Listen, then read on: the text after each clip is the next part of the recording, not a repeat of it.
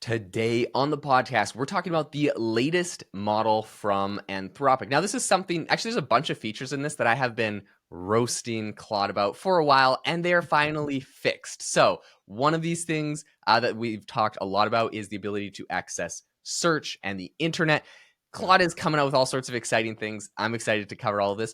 In addition, this is the new Claude 3.7 Sonnet, which is kind of funny because the last model we all remember using is 3.5, so they just kind of skipped 3.6, and there's a bunch of controversy around that.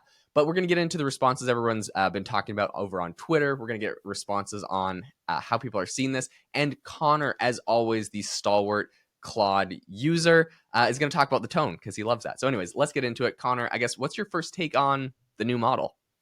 Yeah, it's interesting, right? So I'm a huge Claude fan. In fact, there's a lot of weeks where I will be using Claude more than ChatGPT. I mean, ChatGPT is sort of my go-to, just random question, almost the same way I use Google search. It's just like, hey, what's this? Or how's this? Or what do I do with this? Or how do I cook this?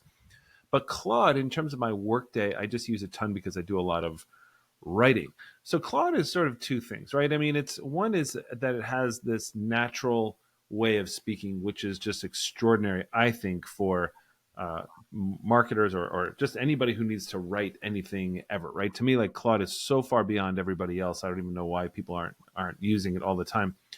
The other part is the coding part, and Jaeden, in a little bit, I'll kind of kick over to you for to sort of see if you've looked much into the coding thing. The thing is, Claude, it's very strange to me because Claude is a master coder. So that's the interesting thing to me because it's not something I ever use Claude for. They can spin up entire, video games with one prompt and all this sort of stuff. There were artifacts and everything else. Again, things I don't even touch Claude for, and yet I get a tremendous amount of value from Claude. The big thing is this whole extended thinking mode, right? And this is, turning Claude into a reasoning machine. And here's the thing, you can actually choose which version you want. Like if you wanted just just like a quick response or something, everyday conversation, or you're just writing something or something like that, you can just use standard mode, which is still outstanding. But if you're looking at code or math or something like that, you can just switch it over to extended thinking, which I really like. The thing is, Jaeden, that I saw earlier, like before they announced this, Claude started to act differently for me. And I was putting this out on LinkedIn to see if anybody else could do this. So to give you a sense of, Interesting. because sometimes we're like, oh, this is cool, like extended thinking and reasoning model. So as you guys have seen in reasoning models, maybe through DeepSeek or ChatGPT or something like that, you can actually see how it reasons, which is always really cool. But Jaeden, Claude started doing this really crazy thing for me a few days before this dropped. And it did this. I would say, hey, I'm trying to rephrase this paragraph or this opening or something like that in order to make it, I don't know, stronger or whatever. And so usually Claude would say, sure, how's this? But just a week or so before this thing came out, it started to say, okay, here's makes it stronger. But then, Jaeden, it was wild. It kept saying, actually, it literally says, actually, you know what? That's not that strong because I think we could do better. And then it would go into doing something better. And it was kind of blowing my mind because in real time, it wasn't waiting for me to say, hey, could you improve this or how do you improve it? It's almost like it was looking over its own shoulder and doing that. And it really felt like a reasoning model to me. It felt like what I personally in my use cases would need a reasoning model for, which is to just like take a breath, think deeply, not about code, not about math, not about something sort of highly sophisticated, but even just about writing. And when I think about this stuff, Jaeden, and this is why I love Claude so much, is that this is all about business use cases. It's all about adoption and everything else. And just very few things can catch Claude in terms of just pure brand voice, which is so much of what we do out in the world. So that was just my own experience with it. I haven't seen like a huge impact since 3.7 has come out in terms of the quality of responses and things like that. But I haven't really gone into, well, how does it code and what does extended reasoning mode look like and all that sort of stuff. I've just been using it the same way I've always been using it. So I don't know if you've seen a lot of this, but people are freaking out about especially the coding opportunities around this. Yeah, I think the coding opportunity is big. I just ran a test where I said, write me a personal fitness plan. I have a broken wrist and a sprained ankle. I want to do workouts from home with a 10-pound weight. I've started doing this recently because my wife got Grok to write a really incredible workout plan, and she did like any sort of like physical limitations that she had. She wanted it to like be aware of, and it came up with a custom thing. So I kind of use this now as a benchmark of Yeah. how good these models are. Anyways, it's pretty funny if you go through all of its things. It's talking about like, shoulder press, use only your uninjured arm, press your weight overhead, seated position. Anyways, so it goes through everything that you're supposed to do. A modified plank, support on your forearm, only using your good arm, and also your uninjured ankle. Gee, that'd be pretty bad with one leg and one arm. Anyways, though, it's thinking about like what's going on. I don't know if you would run this by a fitness instructor, what they would think about leg raises of just the uninjured leg. I don't really know how it works, but I do think it's interesting, and it is incorporating everything. So, I mean, overall, this seems like a fairly good model. The thing that you said people are freaking out about is there's people saying, they just got Sonnet 3.7. Someone said, I got the stunning 3D city with one shot. Look at the shadows and the way the day transitions. This is just awesome. And then they have this really impressive, they used code to make essentially like a 3D generated city. It's obviously like, kind of animated or whatever, like it's a video game, but it's really impressive that they got this one shot, Claude, to do this. And I like the number one use case I get out of it is for developers. Another person, someone else showed where with one single prompt, they got it to build like a whole landing page for their website. So it's really, really impressive. And the number one use case that I see people using it for is like developers. All of our developers at AI Box, like that's the only thing they use is Claude. I have heard anecdotally though, with the new 3.7, they feel like it went back a little bit, but then it got reasoning, which got a little bit better. So like if you look at the chain of thought and adjust the reasoning, then apparently it can, like, you can get better responses, but just its general one-shot responses, the developers that I've talked to have said feels like it got a little bit worse, which is kind of interesting. I'm not sure how accurate, what benchmark that goes off of, but that's just the anecdotal conversations I've had about it with developers. Yeah, I was actually asking Claude about it because a lot of times you'll ask. I mean, again, Claude, please get internet access. It's driving me absolutely crazy. But a lot of times you'll ask, Claude or something like that that's not connected to the internet. Hey, how is I want to use Sonnet or whatever, and they're like, there's no such model. I'm like, I'm literally using it right now. They're like, that can't be right because it's not connected to the internet, so it doesn't know what it is, which is a very strange sort of surreal thing. But I was actually asking Claude what makes 3.5 better. And it was saying enhanced reasoning abilities that help complex problems, blah, blah, blah. That's it.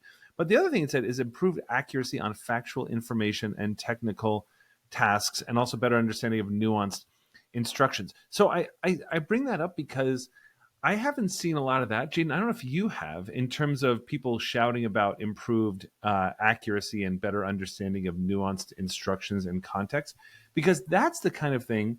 Because again, I don't know how many folks out there are coders, but coders, they make up a very tiny portion of the population. But if you're telling something, hey, like this is more accurate, that when I go into big corporations and things like that, and I'm talking to folks and driving AI adoption and all that sort of stuff, one of the big questions that always comes up, of course, is like, well, doesn't it hallucinate? How can we trust it? So that's what I would be shouting from the rooftops, like something that's more accurate, right? I mean, like, and if this can be more accurate and understand nuances and things like that, right? Doesn't that feel like the huge movement from one model to the next? Yeah, 100%. The one other thing I did want to bring up is that, we've roasted you not being able to use Claude with the internet. And I think something that I've recently seen or been made aware of is that Claude actually dropped on their desktop app back in November last year. Their desktop app can browse the internet and manage files on your computer. Essentially, this is a model using their model context protocol. So there's a tool that you can do this. Not everyone does this. It's not built into the main thing. So anyways, for anyone curious, there is a way to get Claude to access the internet if you absolutely have to. It's not very simple, and it's not on their website.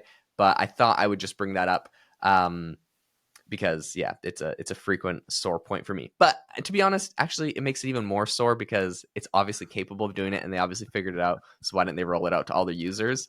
Yeah. I'll just leave that there.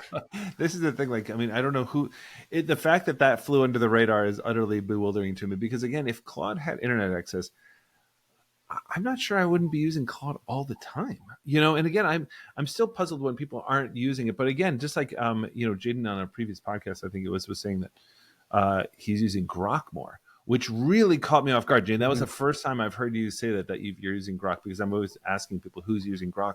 But it's one of these things which is a big personal preference. Here's what I would say. Again, your company will probably in some way define which models you use, right? So you may be using Microsoft Copilot, you may be using ChatGPT, things like that.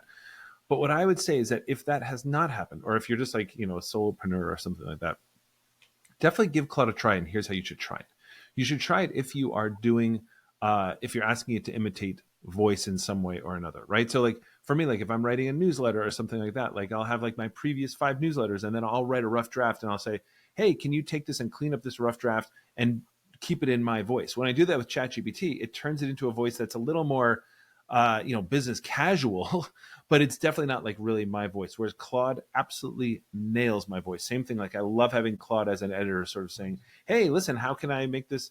I want to make this punchy. And I just kind of keep going back and forth. It just sounds like a human. So if you're locked into your enterprise model, then that's fine. But get out there and try Claude in that way. Or if you say like, if you have to do a lot of communications out of your company with the, and you have a brand guide, or you have, you're doing a lot of communications from your boss or something like that, Claude is just the best at this. And I don't think anything comes close. And you can make projects, which are essentially GPTs. Just try it out. And I usually don't love to say, just try it out. But if you're already used to using large language models, just try it. You'll see how friendly it is and all that sort of stuff. I love Claude. I'm a huge fan. I don't know. So I'm happy for the coders out there. I haven't seen a huge difference. I still love it, but I don't know. To me, it hasn't been a giant sea change, but I know it has been for some people. Yeah, I think that's pretty much where I'm at on it. Like, impressive model, impressive team, love the company. Doesn't feel like a huge shift, but at the same time, OpenAI just came up with their new model, and it didn't feel like this groundbreaking shift either. So I feel like we're at this little incremental stage. Everyone's kind of holding back the big guns, waiting to see who's going to pull the trigger first on the GPT-5. I think it's probably still in the works. There's a bunch of interesting things there. Elon Musk's doing some crazy things with XAI and getting more GPUs. I think there will be like a lot of people say, like the AI models have plateaued. I think we're gonna see another big leap forward. This phase, this cycle was not the leap forward. I think to be honest, with Sam Altman, what he said is it's gonna be the next cycle. So the next model is gonna be big. I think you could see the same thing out of Claude and probably a lot of the other players. We're about to see some big models coming next. And to be fair, they kind of warned us about these models, and they did. Yeah, they warned us these weren't going to be the big heavy hitters. And so I'm just happy that even like they're out, I don't have to like worry about one more step between the next big thing. Right. We know the focus on the next big thing that they're all focusing on is like their new flagship models. So I guess 100%. That's a good. No, I totally agree. I think that, again, it's incremental, but here's the big thing, people, the huge takeaway before I wrap here is that don't wait for the next thing to start using this stuff. Like, even if you're using this, like ChatGPT 3.5, if you weren't using large language models, or if your friends aren't or anything, even if they were just using 3.5, that would get them ahead. This is not about the technology. This is about you. That's huge. Guys, listen, if you want to go even deeper on all this stuff, Jaeden has, first of all, other phenomenal podcasts, AI Chat, and what's the entrepreneurial one you do, which is AI Hustle. AI Hustle. I love AI Hustle. It's like, it just gets me thinking all the time. But my favorite thing that Jaeden does, which he doesn't talk about very often, I don't know why, but he has a school community, SKOOL, community, where he, like, every once in a while, like, Jaeden will tell me like a little secret about something. I'm like, oh my gosh, we got to talk about that on the podcast. He's like, that's actually for my community users. I think it's like $19 a month or something like that. They do discounts all the time, but like, it's absolutely phenomenal. Go sign up. It's one of the greatest values out there. Go check it out. We'll have a link down in the show notes. And otherwise, guys, we will see you next time.